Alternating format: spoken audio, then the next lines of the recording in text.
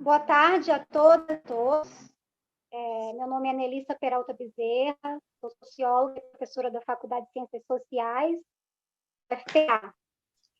Primeiramente, eu gostaria de agradecer o convite da professora Marli Silva para mediar essa conferência, e também gostaria de parabenizar a ela e ao projeto Confronto de Ideias, e ao programa de pós-graduação em Sociologia e Antropologia da UFPA pela organização desse importante seminário. Gostaria também de agradecer a presença de todos vocês aqui nessa reunião virtual e espero a contribuição de vocês para o debate ao final da conferência. A nossa segunda atividade será a conferência do professor Edson Passetti, que vai tratar de ecopolítica, pandemia e resistências. O professor Passetti é doutor em Ciências Sociais e atua como professor da PUC de São Paulo.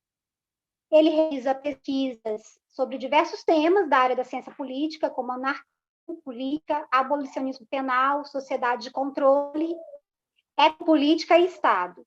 Ele coordenou o projeto Ecopolítica, Governamentalização Planetária, Novas Institucionalizações e Resistências, Sociedade de Controle, e ele tem diversos livros publicados no Brasil e no exterior, além de coordenar o núcleo de sociabilidade libertária da PUC São Paulo e os núcleos editoriais das revistas Verve e Ecopolítica. E, finalmente, ele é autor e coordenador do livro Ecopolítica, que foi publicado pela editora Edra.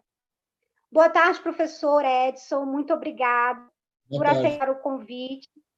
É um prazer tê-lo conosco. Eu gostaria de passar a palavra para o senhor. Você tem 40 minutos, cerca de 40 minutos para a sua exposição, e aí nós teremos um debate com os presentes. Obrigada. Obrigado. Eu agradeço a Nelissa Peralta. Pronto. E queria agradecer também à comissão organizadora, né, a Marli Gonçalves da Silva, que conheço já há um certo tempo, juntamente com o Patrick Pardini, a Edila Moura e o Henrique Azevedo, né? E as várias gentes aí de pró-reitoria e faculdades, institutos, etc., que estão apoiando, mas principalmente esse movimento Confronto de Ideias, que já, se eu não estiver falando bobagem, né, Marli? Eu já estive aí uma vez falando sobre a questão da Revolução Russa, né? O convite é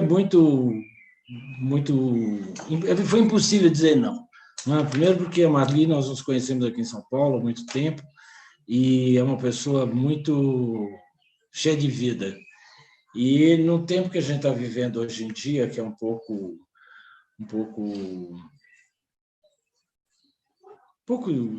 vivido, né? As pessoas parecem estar um pouco sem graça, sem vontade, etc. Um convite dela é sempre excelente, porque assim, vamos conversar, vamos discutir, vamos levar adiante. Então, eu não quero fiquei fazendo muito proselitismo, não, mas eu queria dizer que eu me senti muito bem, muito tranquilo e muito empolgado com esse convite da Marli, do Patrick e de todo esse pessoal aí do Confronto de Ideias.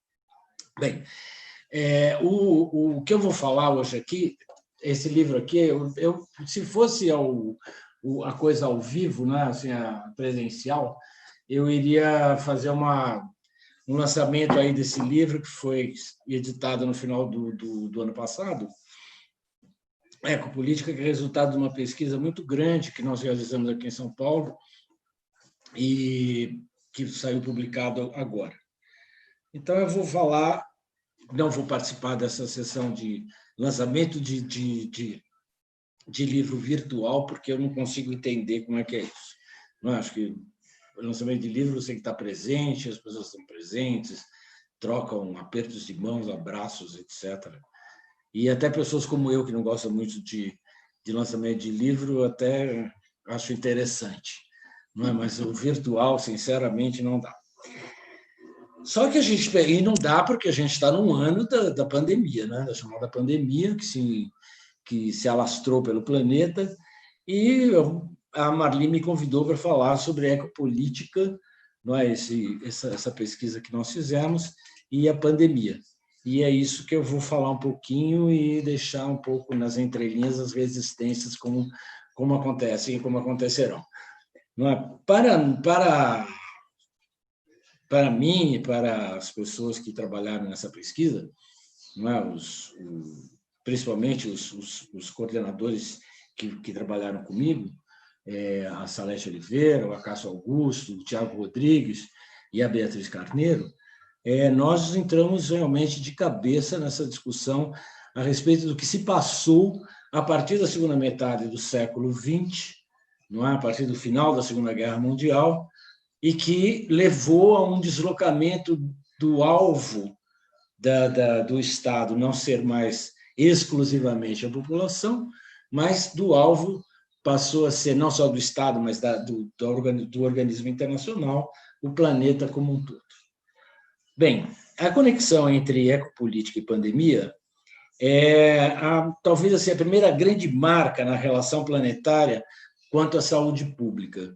Não é? Nós temos aí uma série de medidas que são tomadas através da situação da Organização Mundial da Saúde, não é, desde 1946, mas o que importa é que nós estamos vivendo pela primeira vez um efeito planetário. Não é? Parece-se que nós estamos de volta àquelas grandes impactos de pestes, de gripe espanhola, etc. O que importa aqui nessa situação, não é que são atribuídas várias causalidades a a chamada pandemia pelo novo coronavírus que gerou essa doença chamada Covid-19. Né? Vão desde as afirmações que colocam a produção desse novo coronavírus no comércio de bichos exóticos, não é? Até a degradação do próprio meio ambiente, que é algo que vem sendo colocado pela Organização das Nações Unidas desde o final da Segunda Guerra Mundial. Não é? Mas nós não podemos esquecer que antes de ocorrer essa pandemia, essa chamada pandemia que estamos vivendo agora, não é? Vários mesmo institutos e fundações manifestaram um sinal de alerta para todos os habitantes desse planeta de que nós teríamos uma pandemia e que nós teremos outras piores do que essa. Não é? Ou seja, nós talvez estejamos vivendo uma situação não inaugural, não finalizável, não é? Mas talvez uma situação inaugural de uma série de vírus governáveis, que aí a gente vai ter que estudar sobre isso, porque é o que parece que as coisas anunciam a partir de agora. Não é? Claro que as pessoas têm esperança que isso não ocorra, as pessoas têm esperança que surja uma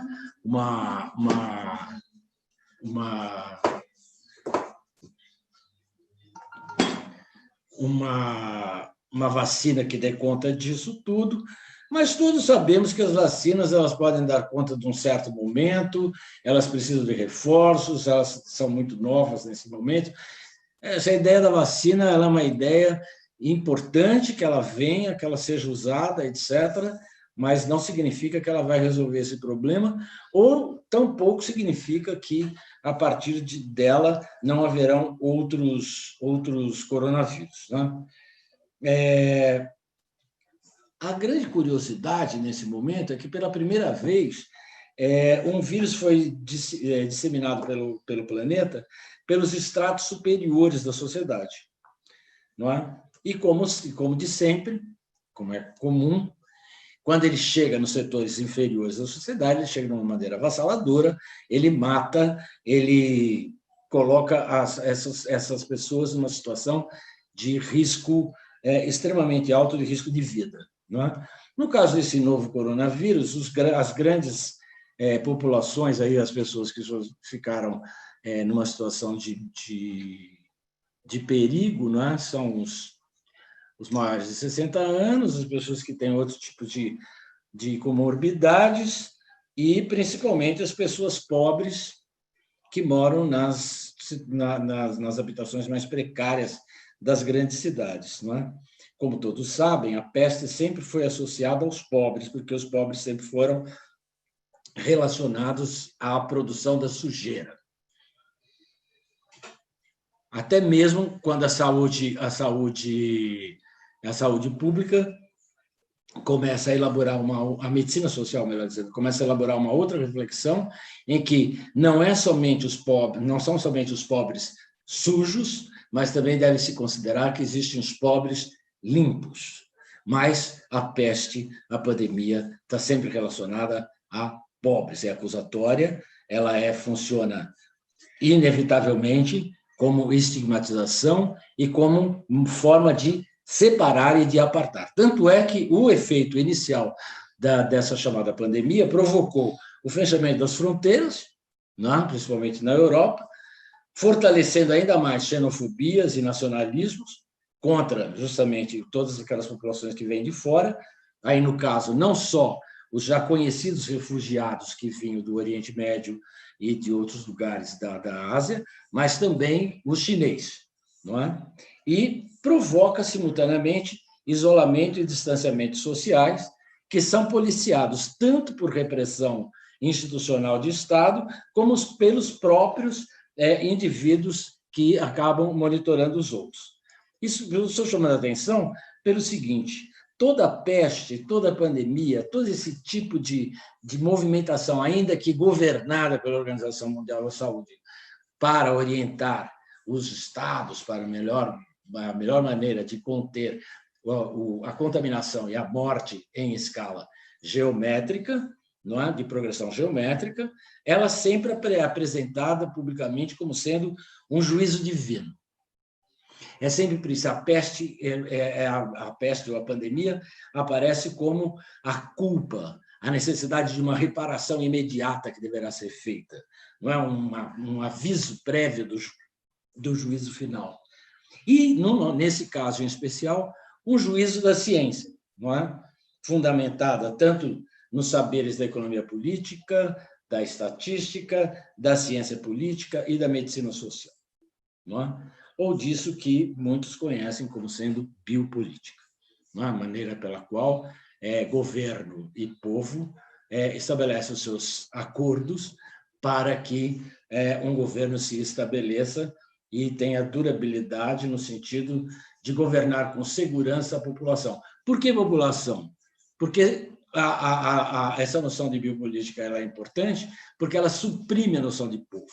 Suprime a noção de povo como aquele contingente capaz de produzir uma contestação, mas substitui povo por população, que é o conceito da economia política, para mostrar a possibilidade de gestão com segurança dessas pessoas que são pobres, miseráveis, vivem em situações precárias que precisam ser objeto de investimento para garantir a saúde do resto da sociedade. Tá certo? Então, veja, ela produz simultaneamente um sujeito que é considerado a vítima preferencial, não é? Que são os pobres que deverão esperar pelas ações de Estado, pelas ações de várias organizações e associações, que deverão estar numa situação passiva. Por quê? Porque eles são potencialmente capazes de uma sublevação social. E o grande pavor que uma pandemia traz para o capitalismo ou para o Estado é a possibilidade de uma convulsão social.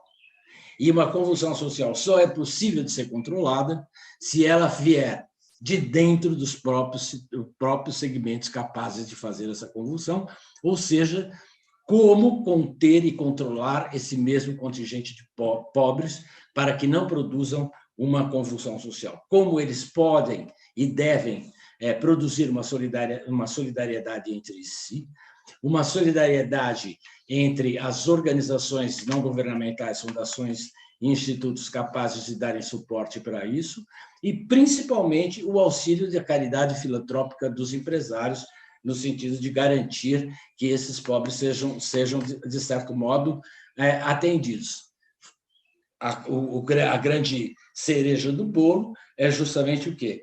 A atuação do Estado, através das suas políticas, que vão criar uma renda de assistência, que é a tarefa do governo federal. Não é? Muito bem. Hoje em dia, a gente já vive uma situação, principalmente olhando para o planeta como um todo, próprio, principalmente no caso da Europa, para uma segunda onda que vem justamente logo depois do verão. Não é? Nós estamos entrando aqui no Brasil no verão e, portanto, nossa possibilidade de uma nova onda está adiada para os mesmos meses de abril em diante, quando a temperatura começa a cair bastante.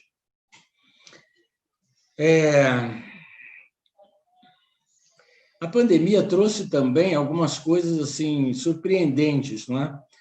Eu já comentava numa aula com alguns estudantes, não é, que se falou muito dessa questão do home office, não é? Mas o home office é uma das coisas mais terríveis para quem tem filho, porque as escolas não funcionam, as crianças estão dentro de casa, o pai e a mãe são obrigados a trabalhar, a cuidar da casa, da comida, da roupa, das crianças, do lazer, etc. É uma situação de convulsão dentro da casa.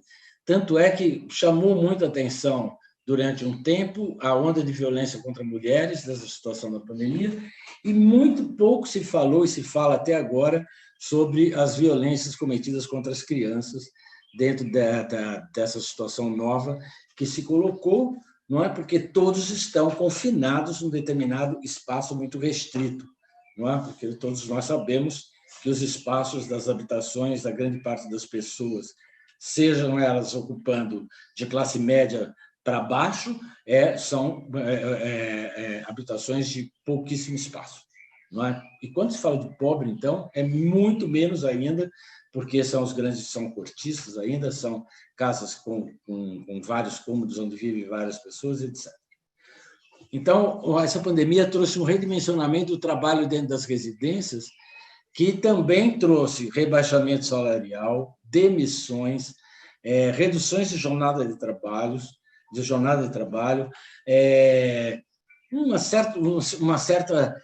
um certo desconcerto ao mínimo que o capitalismo já garante, ou melhor dizendo, que faz funcionar, que é através de um mínimo de leis de proteção ao trabalhador que está numa situação de presencial, não é? Porque essa situação agora colocada pelo home office, que já havia, não é? Agora criou uma grande possibilidade, porque reduz custos para as empresas e aumenta o custo para o pai e a mãe que trabalham com as crianças dentro de casa. Não é? Eu queria, por enquanto, ficar por aqui com relação à pandemia, mas só lembrando que a questão da vacina ela é um problema sem solução, não é? Porque é necessário para conter, ela não garante que você não tenha novamente a Covid-19, ou seja, a vacina exigirá reforços, exigirá novas outras vacinas, tá certo? Assim como existe uma série de medicamentos que são utilizados para outros vírus governáveis, como está se transformando esse novo coronavírus produtor da Covid-19. Não é? É preciso para o Estado, é preciso para o capitalismo, que a gestão da população seja com segurança. Isso é que está em jogo. Como garantir a segurança dessa população? Que é o quê? Garantir a possibilidade de não haver uma convulsão social. E para não haver convulsão social, repetindo o que eu já disse, é preciso estimular uma série de condutas que levem a práticas de solidariedade entre os próprios pobres, através de ONGs, fundações e institutos, através dos empresários e a sua solidariedade e sociedade anônima, e das medidas de lei assistenciais do governo federal. Muito bem, eu estou falando tudo isso porque eu queria abordar o que é essa gestão com segurança do que é vivo, ou do que é considerado vivo na sociedade a partir da segunda metade do século XX, ou seja, a partir do final da Segunda Guerra Mundial. Que o capitalismo é uma forma de organização da produção voltada para matar, não há a menor dúvida. Que o capitalismo não é uma forma de produção que vai gerar empregos coletivos para todos, também é mais do que conhecido. Que o capitalismo precisa de relações de exploração da força de trabalho ou do capital humano é mais do que conhecido, não precisamos voltar a isso. Não é? E que o exercício do Estado, um exercício de dominação, que é ampliado, inclusive, para formas pelas quais os vários segmentos sociais se exploram e dominam uns aos outros, também nós não precisamos mais, como diria assim, insistir. Então, o que eu estou querendo colocar para vocês hoje, aproveitando essa discussão, é como pensar essa situação que nós estamos chamando de ecopolítica. Como pensar alguma coisa que nos mostre como resistir diante de uma situação nova em que o planeta é o centro do controle de todos os governos, sejam eles os Estados nacionais, sejam eles dentro da Organização das Nações Unidas, seja ele dentro da Organização das Nações Unidas. Não é? Um capitalismo que encontrou um efeito de Segunda Guerra Mundial, que era, inicialmente, a expansão do socialismo, vinda do oeste para cá, melhor dizendo, do leste para o oeste, tá certo? E que chegou num determinado momento em que o confronto entre capitalismo e socialismo acabou por acontecer e acabou gerando isso que muitos chamam de globalização e que é a gestão do capitalismo em escala planetária, que é capaz de combinar democracia, capaz de combinar com ditadura do proletariado como na China, capaz de combinar com formas estranhas de governo, porque o que está em jogo, única e exclusivamente, o que está em jogo é uma nova racionalidade, que é essa racionalidade neoliberal, que está fundamentada no desenvolvimento do capital e do desenvolvimento não mais da força de trabalho, mas dessa força de trabalho como capital humano, que colabora, que participa democraticamente da empresa, que é empreendedora e que é democrática e inovadora. Então, eu vou colocar algumas coisas, condições gerais disso, não é, dentro do tempo que nós temos aqui para realizar essa sessão.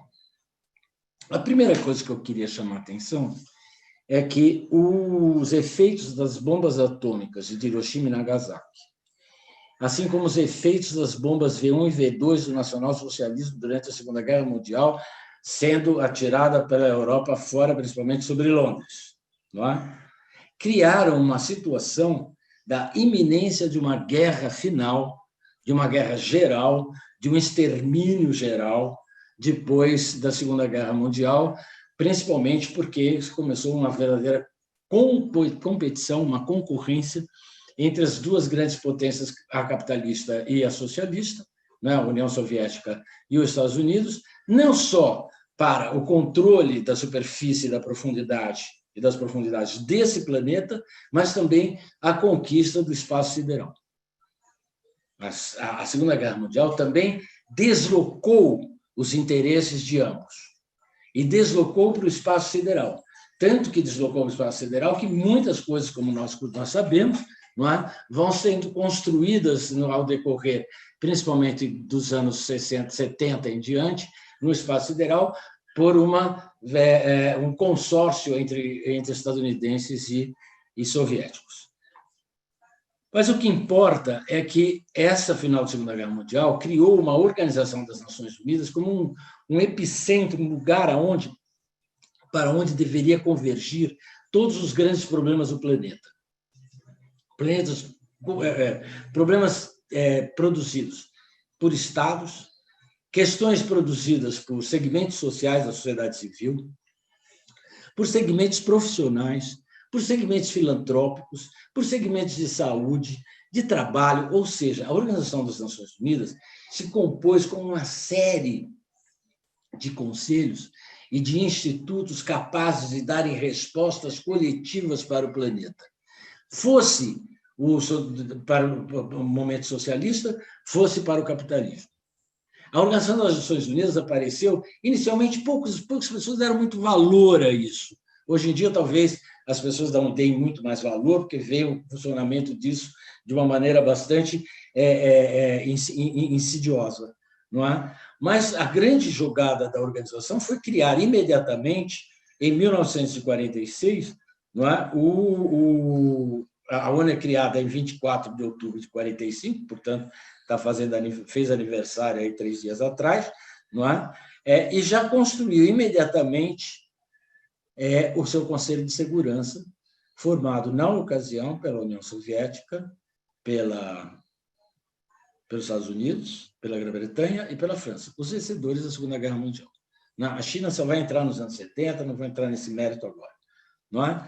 E, simultaneamente, a criação do Conselho de Segurança, aparece o quê? A Declaração Universal dos Direitos Humanos, de 1948, com alguns pontos muito interessantes, como, por exemplo, o fim do totalitarismo, argumentando que era o fim do nazismo, o fim do fascismo, mas, na realidade, era um investimento no fim do socialismo, porque, como todos sabem, o fascismo na Espanha, o fascismo na Portugal e situações similares na Grécia, por exemplo, continuaram até os anos 70 tranquilamente na Europa, não criando nenhum problema para o desenvolvimento capitalista.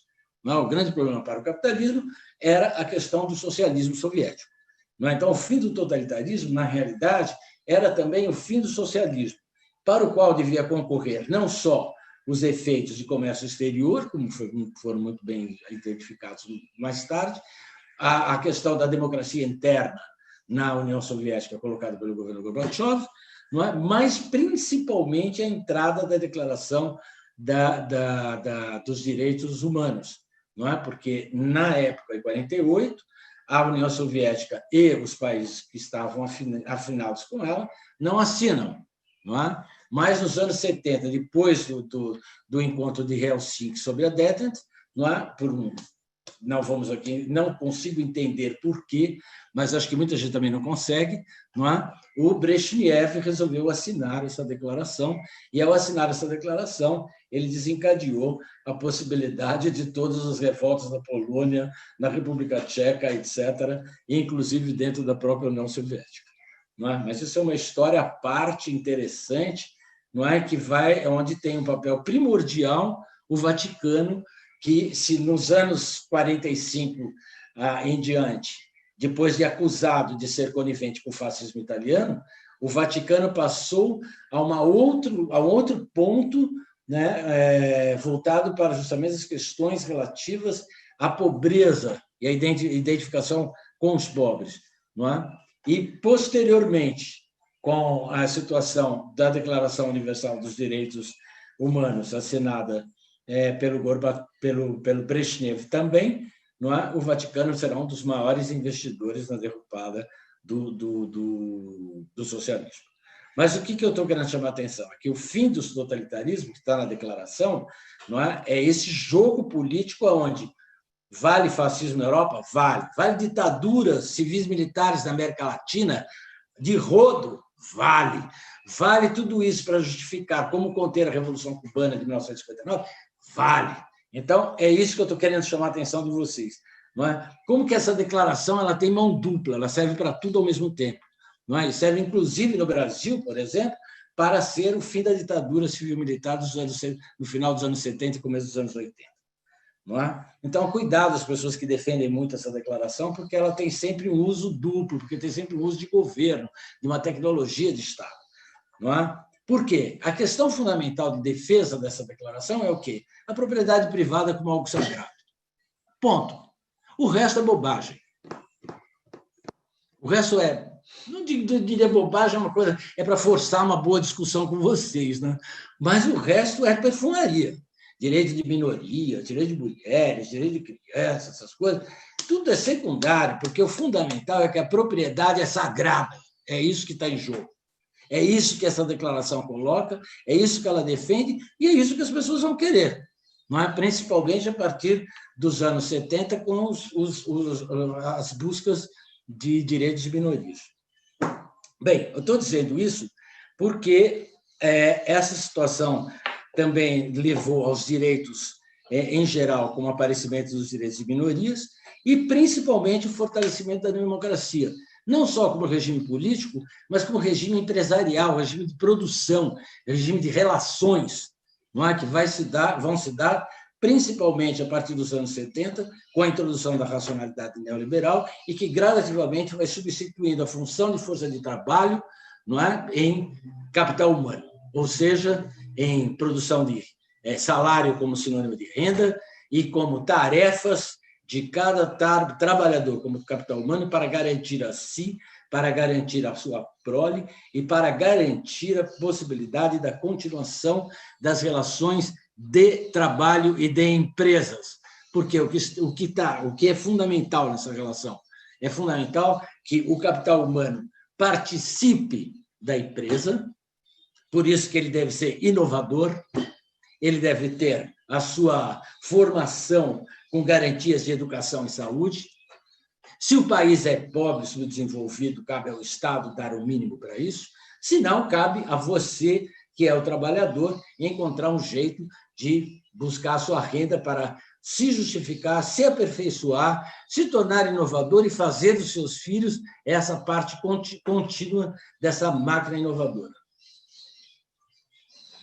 Por isso, as relações na empresa devem ser relações democráticas. E relações democráticas que dizem respeito a normas internas, salário, remuneração, folga, etc., prescindem de sindicatos, prescindem de direitos sociais, prescindem daquilo que se chamava um conjunto de direitos capazes de organizar, ainda que minimamente, a sobrevivência de uma força de trabalho que nascia, crescia e morria dentro das fábricas. Isso mudou radicalmente, porque uma economia organizada nos moldes computo informacional começa a ser instituída desde o final da Segunda Guerra Mundial, não é? Fazendo com que a expansão da comunicação ela também venha conjunta com essa organização computo informacional e com essa possibilidade extraordinária que é de conquistar o espaço sideral. Ou seja, a questão fundamental é a conquista do espaço sideral. Agora, não importa mais uma força de trabalho que seja economicamente útil e politicamente dócil, como das sociedades disciplinares, como colocava Foucault, e que precisa de uma biopolítica enquanto gestão do corpo-espécie para transformar um corpo são para o Estado. Agora não precisamos disso. Agora nós precisamos do Estado para o corpo são, não é? Nós precisamos de o Estado voltado para as garantias planetárias, inclusive de ultrapassagem das relações fronteiriças, novas formas de organização política em que vai se destacar, por exemplo, a União Europeia, tá certo? E aonde você vai ter a entrada decisiva na vida econômica da energia inteligente. É isso. Não tem força física mais. A força física rebaixada ou ficaram para os robôs comandados pelos computadores, não é? Para os trabalhadores como capital humano, resta que eles sejam todos, não é? Bem entrosados dentro da empresa, que eles sejam inovadores, que eles participem da cooperação interna, que eles não produzam convulsão social nem greve, que eles colaborem para a rentabilidade da empresa, porque ao fazer eles estão colaborando para a sua própria rentabilidade.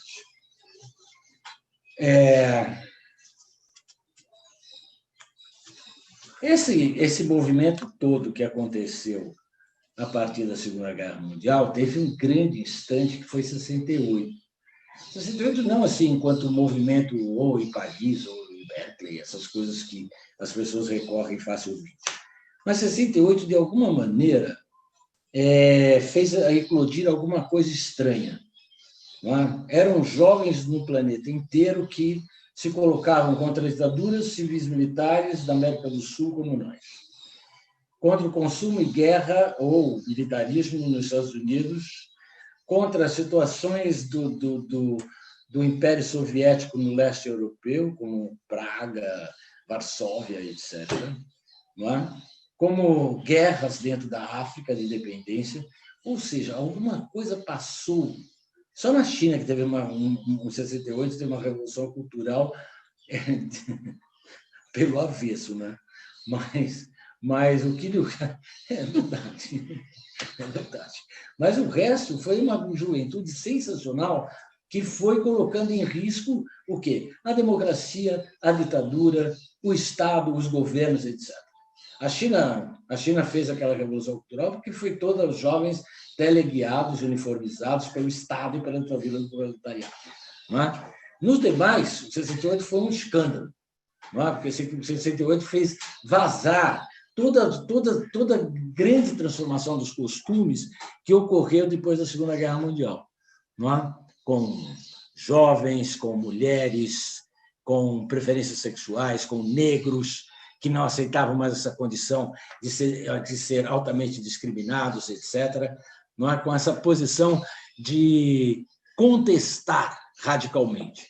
Obviamente que a reatividade a toda essa grande profusão de novas atitudes, de comportamentos completamente anti-estatais e antipolíticos, não é?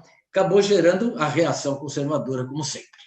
E a reação conservadora encontrou 2 ou 3 momentos importantes. O primeiro grande momento importante, não é? Foi o Clube de Roma, onde empresários, juntamente com intelectuais, com institutos, com fundações, etc., pensaram uma nova forma de encontrar um capitalismo que tivesse uma dinâmica, nem que fosse para parar em determinado momento a produção, a lucratividade, mas encontrar uma outra possibilidade, não é? Que foi o Clube de Roma, já em 68, e que já prenuncia o que é a racionalidade neoliberal.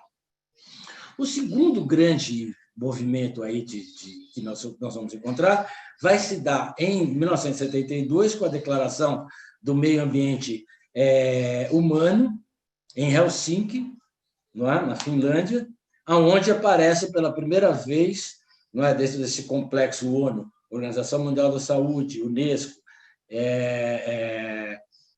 a ECOSOC, a FAO, não é? Aparece o Programa Nacional do Meio Ambiente, a ideia de desenvolvimento sustentável e a ideia de governança. Ou seja, 1972, então, colocou assim, era preciso repensar o meio ambiente, era necessário considerar todas as minorias que estavam questionando a maneira pela qual o meio ambiente ficou degradado, o planeta entrou num processo de degradação que precisava ser restaurado. Não era mais como uma sociedade disciplinar, onde eu tinha o indivíduo degenerado. Não, agora é o ambiente planetário que está degradado. E o ambiente degradado é formado de quê? De natureza e de gente, de cultura, de pessoas, de instituições, etc., que precisam ser imediatamente renovadas, restauradas.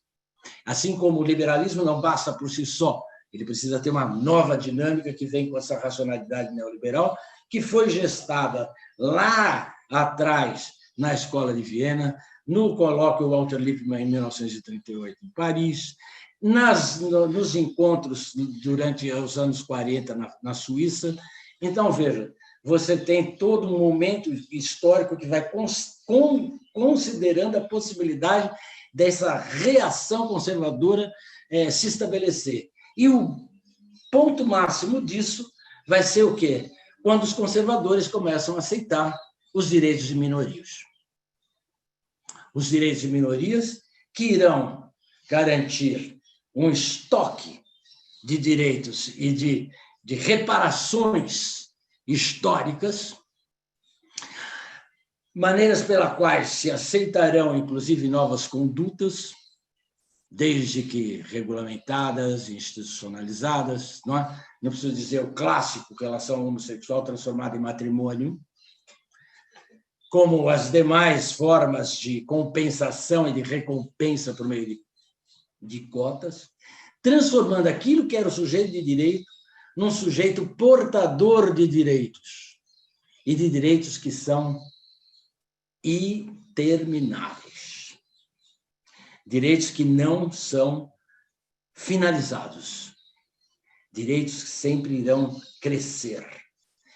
Essa possibilidade vai fazer aparecer um segmento completamente novo dentro da sociedade. Não é? É o que nós chamamos de elites secundárias, que são elites formadas dentro desses grupos de minorias que vão articular-se com as elites principais no sentido de estabelecer a relação entre governo e o conjunto da população. Não é? O governo e a preservação do planeta, o governo e a conquista sideral, o governo e assim por diante. Ou seja, esse movimento que levou, inclusive, ao relatório Brundtland, que vai criar as condições da sustentabilidade, ou capitalismo civilizado, não é? Capitalismo civilizado, capitalismo sustentável, existe um monte de gente, inclusive, que já fala em socialismo sustentável, não é? Ou seja, macaquinhos repetindo a mesmíssima coisa, não é? Na medida em que a sustentabilidade significa sempre a garantia de continuidade desse capitalismo e a garantia da continuidade das relações entre sociedade civil e Estado que sejam capazes de manter a possibilidade de contenção da convulsão social. Com a Rio 2000, a Rio 1992, não é? Se definiu ali quais seriam os objetivos de desenvolvimento do milênio. Maravilha. Maravilha. Agora, veja só.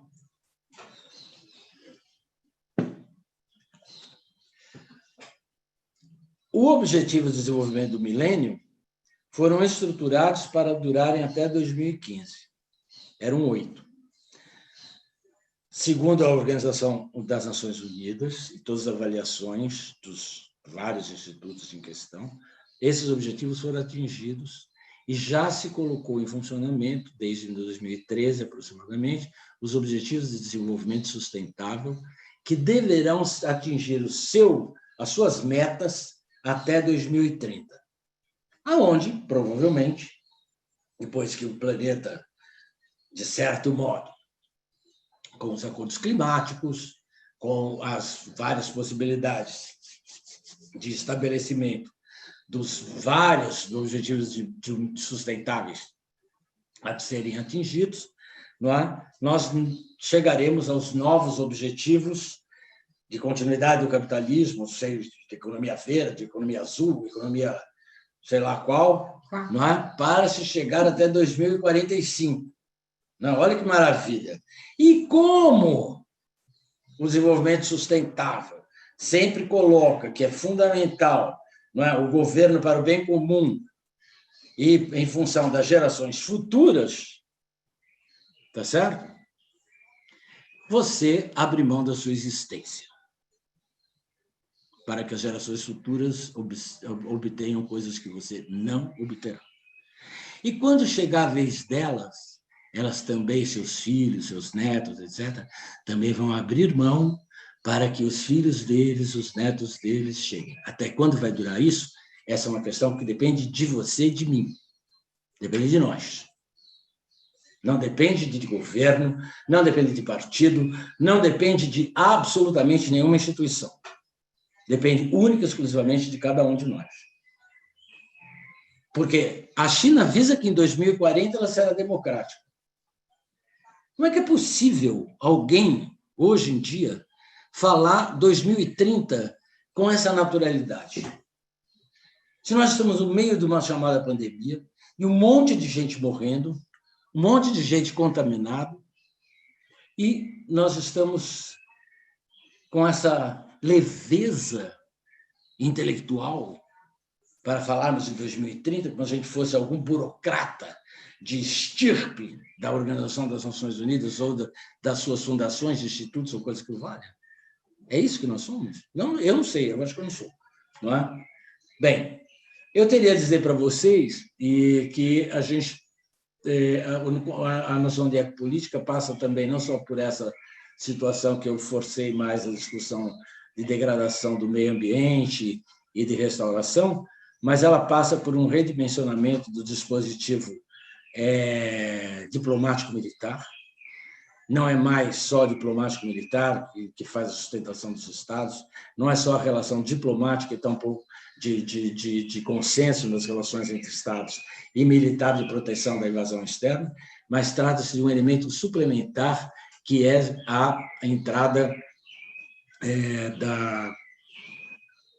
que me parece assim a coisa mais significativa, que é a conduta policial. A conduta policial que é decorrente do monitoramento, que é uma prática que substitui, que avança, que ultrapassa a vigilância e o panoptismo da sociedade disciplinar. É um monitoramento que produz um novo sujeito, que é o pastor moderno, o pastor contemporâneo, melhor dizendo, que não tem por inspiração mais apenas o pastorado cristão, mas tem por inspiração esse pastorado das redes digitais que transforma cada um em um instante em um pastor de milhões de seguidores. Essa é uma situação completamente nova, colocada pelo pastorado dentro de uma sociedade como a nossa. E aonde a última coisa que eu teria para colocar já para encerrar, não é que você não deve mais resistir. Agora você deve ser resiliente. Você já tem direitos, você é portador de direitos de minorias. Para que você quer resistir e provocar uma convulsão social? Você deve ser resiliente. O que é ser resiliente? É suportar, tolerar, se resignar, restaurar, proteger, pacificar. Voltar à condição anterior, retomar a condição anterior depois de passar por uma adversidade. Você acha que a situação de penúria colocada por essa chamada pandemia tem que torná-lo um sujeito resiliente, um sujeito que siga perfeitamente as possibilidades de um devoto da participação, um devoto da resignação? Me parece que não é bem isso. Não é? Numa sociedade computainformacional que passa pelo nano, pelo bio, pelo info, pelo cogno, pelo neuro e pela psiquiatria, não é?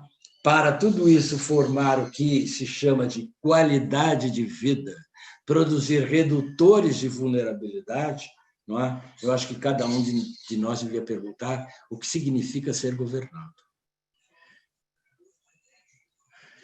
Resistir é isso. Não é? Resistir é interpelar essa democratização, tanto obrigatória de regimes políticos, ou ideal, a democratização das empresas do capital, do capital e da racionalidade neoliberal, e essa democratização das relações de comunidades, de bairros, etc., que confina todos a ficarem no mesmo espaço. Tá certo? E cuja participação só é possível, todos são convocados a participar, para se transformarem em ativistas.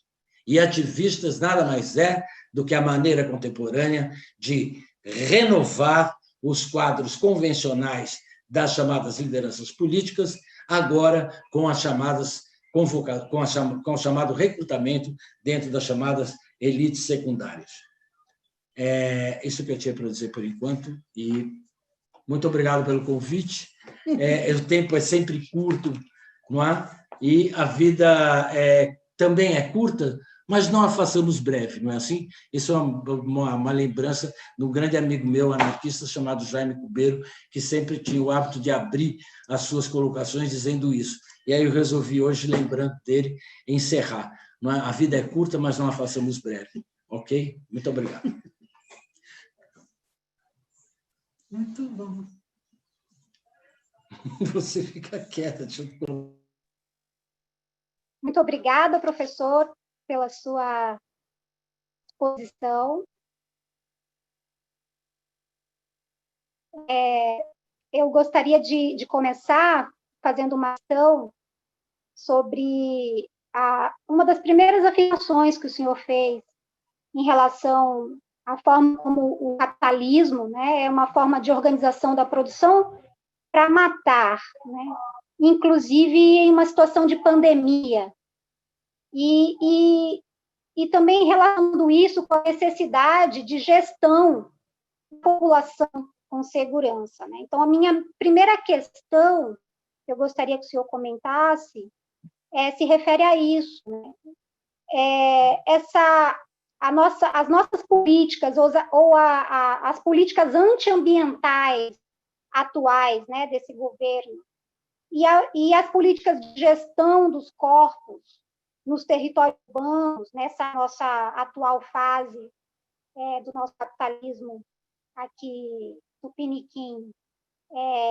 Veja, existe um desmonte de políticas ambientais também para que haja um efeito de rejeitar outras formas de vida, outras formas de existir, porque sem esses territórios, né, onde se reproduzem socialmente essas formas de existir, há maior possibilidade também de disciplinar e controlar populações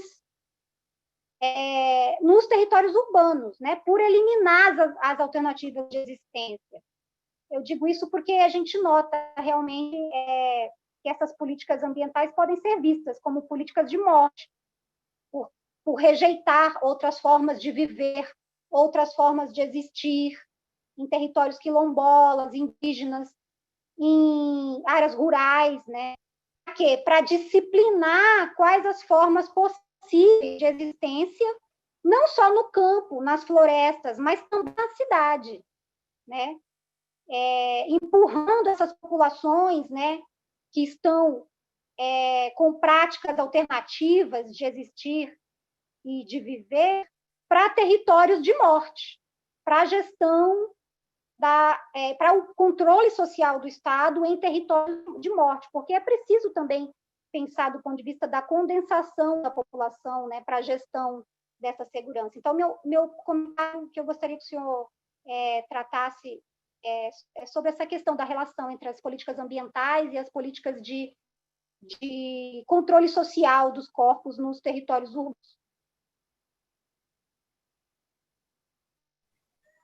Posso responder?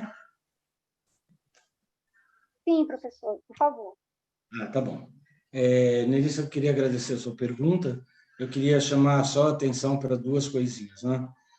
As políticas nessa gestão ecopolítica do planeta são muito valorizadas as chamadas políticas alternativas, não é? O chamado capitalismo sustentável, ele se fundamenta principalmente no investimento não só de produção de populações ribeirinhas, populações indígenas, etc., que podem ser comercializadas num mercado totalmente excêntrico, não é? Dentro da sociedade que a gente está vivendo. Então, não necessariamente não tem esse julgamento que você poderia ter sugerido, eu sei que você não sugeriu isso, não é de que as políticas alternativas estariam sendo bloqueadas. Não, elas são altamente estimuladas. Se no Brasil está acontecendo uma situação de um certo recuo não significa que isso na escala planetária esteja em recuo. Talvez isso se deva exclusivamente à forma do governo brasileiro neste momento. Não é? Quem acompanha do governo Fernando Henrique, passando pelos dois governos Lula e o governo Dilma, não é? Notam perfeitamente bem a expansão de toda essa rede, a expansão de toda essa possibilidade de políticas alternativas, justamente voltadas para uma sincronização com as políticas ambientais em âmbito planetário. O que acontece no Brasil, e isso é específico, não é? É uma retração nesses 2 últimos anos, produzida não só pelo governo federal, como também pela atuação da chamada do Itamaraty no âmbito internacional. Não é? Mas você está atenta, como eu, para ver que o planeta como um todo continua levando adiante o Acordo de Paris e outros acordos que são necessários para levar uma certa restauração, que é isso que se está em jogo. Restauração do planeta. O que significa isso? Não significa preservação, mas significa conservação ambiental. Tá certo? Quando a gente fala preservação ambiental, a gente está falando de deixar tudo como era antes. Não existe isso. Não é? O planeta, assim como a gente, vive e vive com a morte presente o tempo inteiro. Então, nós já tivemos vários momentos assim de trágicos do planeta, de desaparecimento de espécies, de plantas, de gentes, de bichos e etc. Não é? O que nós temos que ter muito cuidado para não transformar essa situação de degradação em potencialização. Não é? O que nós assistimos esses últimos 2 anos no Brasil foi a exponencialização do descuido ambiental. Não é? Agora, para o plano geral do planeta, não é? Os financistas internacionais, incluindo aí ONGs, fundações, institutos que jogam dinheiro na preservação ambiental, não é? Estão bastante satisfeitos com o conjunto da obra, não necessariamente com o Brasil nem com os Estados Unidos, não é, do governo Trump, mas há várias outras coisas que estão caminhando e bastante. Então, quando a gente olha para o campo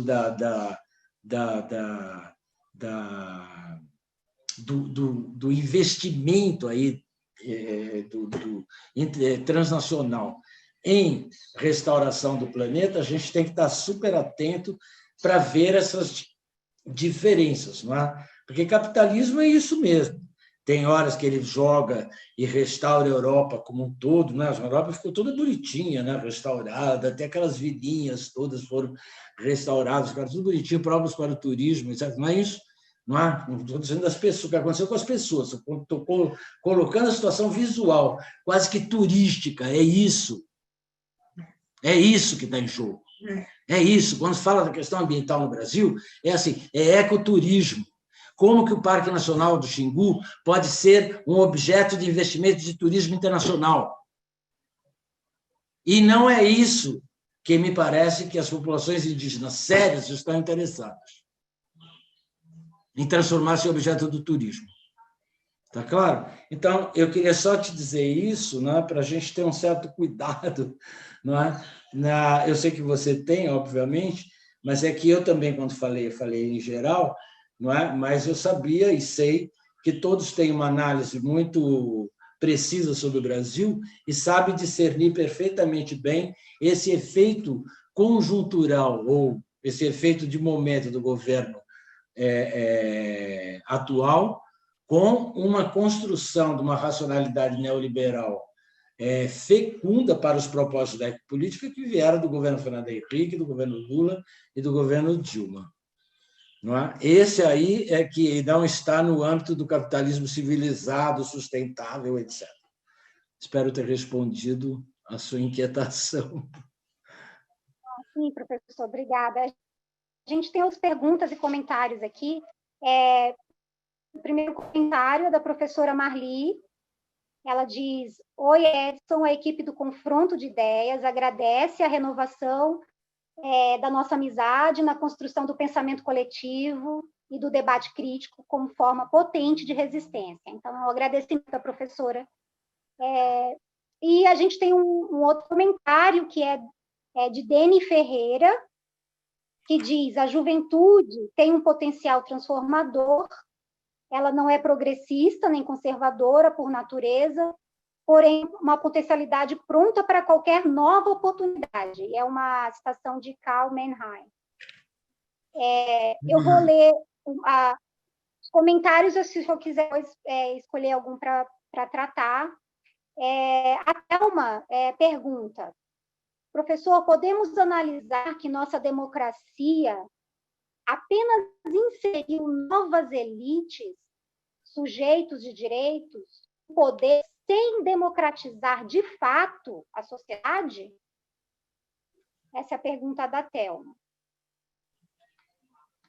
E a Lili Machado, ela fala, boa tarde, professor, grata pela fala de hoje. Ela queria saber o que o senhor acha da perspectiva do decrescimento do anarquismo e se esse decrescimento pode ser ferramenta de resistência. Desculpa, do decrescimento no anarquismo, não do anarquismo. Não entendi. É o crescimento ou decrescimento do anarquismo? O que o senhor acha da perspectiva do decrescimento?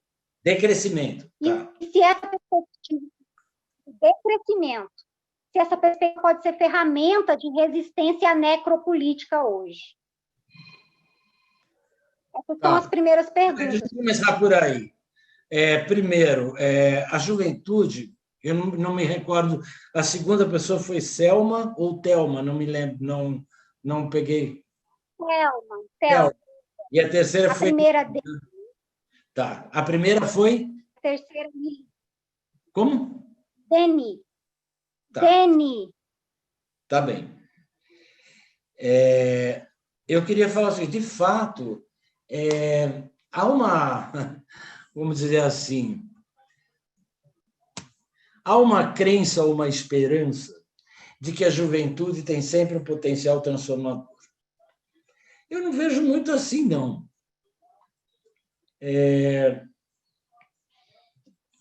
Há condições possíveis para que alguns jovens sejam capazes de uma transformação de si. No conjunto, hoje em dia, se eu estiver equivocado, você me corrige, não é?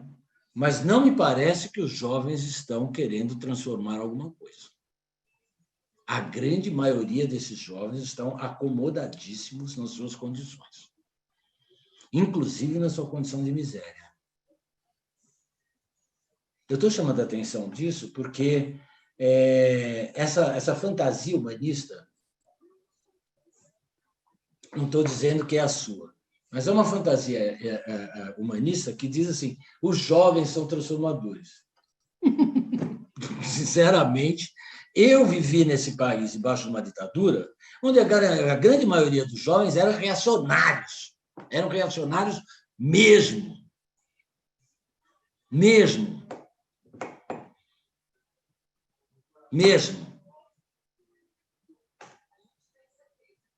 E as pessoas que não eram reacionárias, que enfrentaram isso, muitas pagaram com a sua vida, com o seu corpo, muitas desapareceram, e muitas permaneceram corajosas, dizendo não. Porque a grande maioria dos jovens está sendo educada há muito tempo para dizer sim. E não é um sim nietzschiano, ok? Para dizer sim ao que vem. Não é? Tão pouco, como diz um amigo meu português, tão pouco marimbando, entendeu? É isso, eu não estou nem aí. E eu não estou sofrendo de melancolia nem de nostalgia, não, porque com esse monte de jovens que são extremamente rebeldes, revoltados, que são capazes de fazer estremecer a sua universidade, a minha, qualquer outro lugar que onde trabalhamos. Porque a gente só pode mudar se a gente mudar onde a gente trabalha. Então, as jovens que são realmente transformadores. Quanto à democracia, meu bem, como diriam os clássicos do liberalismo, é o melhor regime para o capitalismo, mas não necessariamente precisamos todos ser democráticos para o capitalismo se desenvolver. Como nós já vimos aqui na minha exposição, pode ir pela ditadura, fascismo, pouco importa, o capitalismo vai independente dos regimes. O que é surpreendente agora é que a democracia deixou de ser um regime só. A democracia se instalou nas relações dentro da casa, se instalou dentro das relações da empresa, na escola, se instalou nas relações na comunidade, na favela, no bairro, no condomínio, tudo virou prática democrática. O que significa o quê? Que todos devem ser valorizados como participantes. E como participantes ativos, ativistas quase, né? Para garantir que aquilo funcione bem. E como é que vai garantir que funcione bem? Se não houver confronto, se houver pacificação, se houver uma vontade, uma deliberada atitude, ou melhor dizendo, deliberada conduta de cada um de aderir à ordem. Então, eu acho que ninguém está aí sofrendo de democracia fragilizada, sabe? Porque a democracia não foi feita para levar ninguém a uma vida completamente, a uma vida livre, a uma vida de alegria. A democracia foi feita para regrar, para que todos possam participar da regra do jogo que está definida pelas camadas superiores, inclusive para os súditos se governarem segundo essas mesmas regras. Então, Selma, as nossas elites secundárias estão muito bem, obrigado, não é? Todas elas muito bem instaladas, os seus institutos, ONGs, fundações, partidos, você está vendo aí a lista maravilhosa de jovens medíocres, não é? Querendo ganhar o seu voto com o seu discurso baba. Porque os partidos viraram isso, lugar de acolhimento, igual orfanato. Orfanato, coisa terrível do século XIX. Não é? Lugar de acolhimento de todos esses jovens que querem se transformar em novas lideranças. Lideranças do mesmo. Do mesmo. Todos são democratas. Todos fazem parte do leque pluralista. Ou seja, da extrema-direita à extrema-esquerda, estão todos no mesmo leque. E ponto final. Não é? Aí a Lili vem me perguntar sobre o decrescimento do anarquismo. Ora, por favor, no meio de todo esse monte de baba, você vai dar valor para uma coisa que você vai tirar da onde isso aqui? Da onde que você tirou que é um decrescimento do anarquismo? Eu só estou falando de crescimento da democracia, crescimento da participação, etc. O decrescimento do anarquismo... Um momento, Melissa, agora eu vou responder. Decrescimento do anarquismo é não, uma... Não, é porque eu acho que eu falei a pergunta errada. Ah, você fez errado. Então, tá, desculpe. Não falei nada disso. Eu acho que... ela tá se referindo à perspectiva do decrescimento em si. Se o decrescimento, né, o crescimento... Não é o crescimento zero, o decrescimento... libertária, é isso? Ela me mandou um chat agora do Murray Bookchin, é isso, né? Tá. Lili Machado. Essa é uma perspectiva bastante interessante. Eu não vou entrar aqui numa análise exaustiva sobre a ecologia libertária, não é? Mas ela é uma vertente produzida pelo Murray Bookchin. Convenhamos aí, há muitas... mesmo no meio dos anarquistas, há algumas considerações que são mais rigorosas com relação à concepção dele, mas acho que se nós discutirmos ecologia da tiazinha, por que eu não vou discutir ecologia libertária do Murray Bookchin? Isso é muito mais tarefa para quem resiste, tá certo? Do que ficar resmungando se o governo vai ou não reativar alguma medida que ele está passando por cima. Pelo menos a discussão sobre ecologia libertária me leva a me indispor com a ordem, minimamente que seja. Um rompimento com a conduta resiliente. Gostei da pergunta, Lili. É isso mesmo. Entendeu?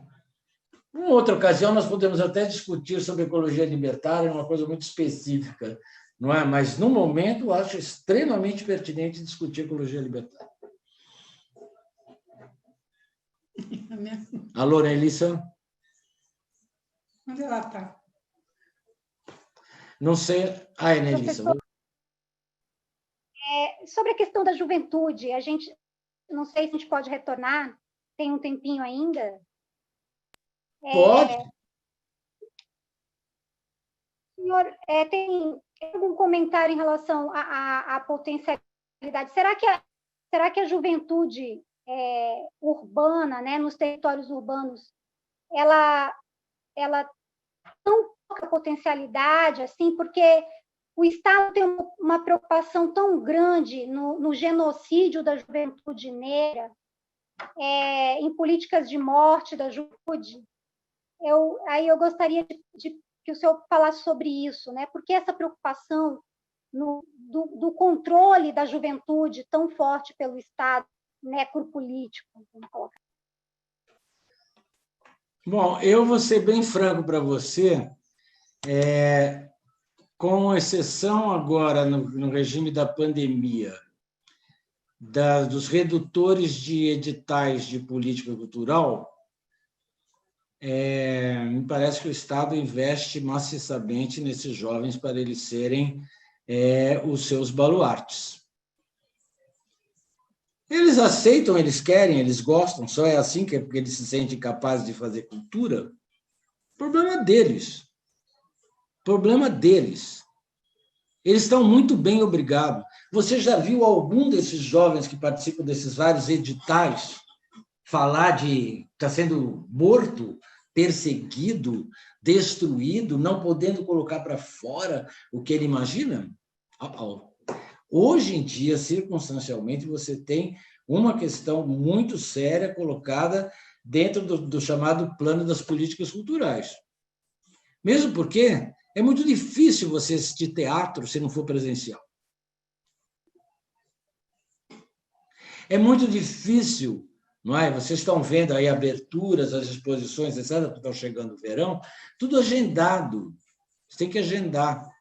Não é? Você quer ir ao festival de cinema, que você vai ver pela sua telinha, são 2.000 lugares. Você tem que procurar esses 2.000 lugares. Não é? Você fica dentro da sua casa catando migalhas dessa coisa toda que é da produção cultural, e no meio disso tudo você teve a criação das lives, né? Grandes shows, grandes discussões, etc., que continuam ocorrendo. Então, eu não vejo destruição. Puta, um saco, viu, mocinha que está escrevendo aí? Quando vai sair o trabalho? Quando que vai aproveitar o trabalho? Porra, cai fora da minha fala, mina. Coisa chata. Pô, estou aqui discutindo, levando a sério, aí fica aparecendo esse negócio de chat. Quando que vai aproveitar o trabalho? Quando que vai aprovar não sei o quê? Que saco! Vai discutir isso depois. Nós estamos aqui discutindo uma coisa muito séria, tá certo? Até logo. Pô, que coisa chata. Desculpe, Analisa, não tinha nada a ver com você, mas é que eu não...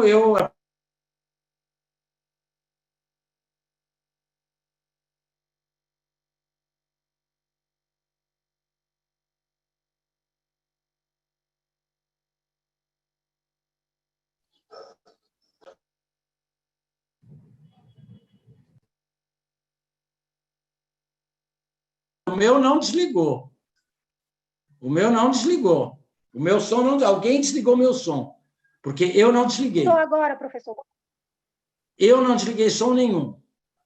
Eu só reclamei que é uma falta de consideração alguém ficar mandando essas mensagenzinhas medíocres de chat para saber se foi aprovadinha, se não foi aprovadinha, se vai pegar certificado, se não vai pegar certificado. Distribui certificado na fila, igual linguiça para todo mundo. Que saco. Eu estou aqui para conversar com pessoas interessantes, né? As pessoas desinteressantes que se danem. Pois não, Melissa, tem mais alguma coisa para a gente conversar? Professor, são essas perguntas que a gente teve. Eu gostaria de agradecer imensamente a sua presença. Foram reflexões muito interessantes, e, inclusive, especificamente para mim, né? Tem uma última pergunta aqui do Patrick, se eu não me engano. A Nayara pode me ajudar? O Patrick fez uma pergunta. A gente tem que prestigiar o Patrick. Fala, Patrick. Tá no chão. Vamos lá, deixa eu ver se eu consigo achar. Uma Edson, pergunta agora sobre... professor, como você relaciona a lei antiterror com a ecopolítica? Tá, é isso mesmo, é a pergunta que eu li agora aqui embaixo. Oi, Patrick, muito bom estar com você, muito obrigado pelo convite. Pena que a gente não está próximos para conversarmos mais longamente. Não é? A lei antiterror, não sei se você está se referindo... Bom, vamos falar do Brasil. Né? A lei antiterror, antes de eu responder para você, deixa eu agradecer a Anelissa pela paciência, pelo cuidado no encaminhamento de todas as questões para mim. Peço também que vocês considerem o meu basta a uma situação que eu acho inadmissível, porque quem quer brincar de rede digital vai brincar em outro lugar. Isso aqui é sério. Isso aqui é um congresso, isso aqui é um seminário, isso aqui é um colóquio, isso aqui é um lugar onde as pessoas estudaram e prepararam para vir falar coisas significativas para vocês e que seja possível de estabelecer várias conversações. Então, não façam mais isso com outros colegas que irão também falar, porque é insuportável, tá certo? É insuportável. Não é? Desculpe, mas eu vou insistir que isso aí é inaceitável. Então, eu quero agradecer a todos, obrigado a todos, e vou responder ao Patrick para finalizar. Patrick, quando a gente fala da lei antiterror, está falando realmente, vamos falar um pouquinho do Brasil. Né? A lei antiterror aqui no Brasil, ela ocorreu num momento muito terrível, né? Para as pessoas que foram alvo dessa lei antiterror, porque ela foi produzida como efeito dos Jornadas de Junho de 2013, não é? Onde nós tivemos uma mobilização muito grande de jovens interessantes e interessados, não é? Que produziram uma situação convulsiva e que fizeram aparecer, esses jovens fizeram aparecer esta merda que era a direita que estava escondida debaixo do tapete da extrema-direita, não é? Que aproveitaram a situação para botar as asinhas para fora. Não é? Então, essa situação foi sensacional, porque se não fosse esse movimento radical desses jovens, não é? Jamais, talvez, esses sujeitos teriam aparecido para além do rodízio da democracia representativa. Não é? Eles vieram para fora, estouraram. Não é? Tem uns sujeitos meio bobos que dizem que foram os jovens de 2013 que abriram as portas para a direita. Errado, equivocado. Eles simplesmente explicitaram que essa direita existia. Foi isso que esses meninos, esses jovens, esses rapazes, essas moças fizeram. Não é? A lei antiterror foi uma medida estúpida e reativa do governo da Dilma, não é? Que procurou colocar esses jovens na condição de vândalos, na condição de terroristas. Não é? Não preciso nem dizer de filósofos que foram às reuniões com polícia para dizer que os jovens de 2013, principalmente os black blocs, não passavam de fascistas, que era uma outra estupidez, não é? E filósofo, hein? Filósofo, tá certo? Não é como qualquer um, filósofo gabarito internacional, tá certo?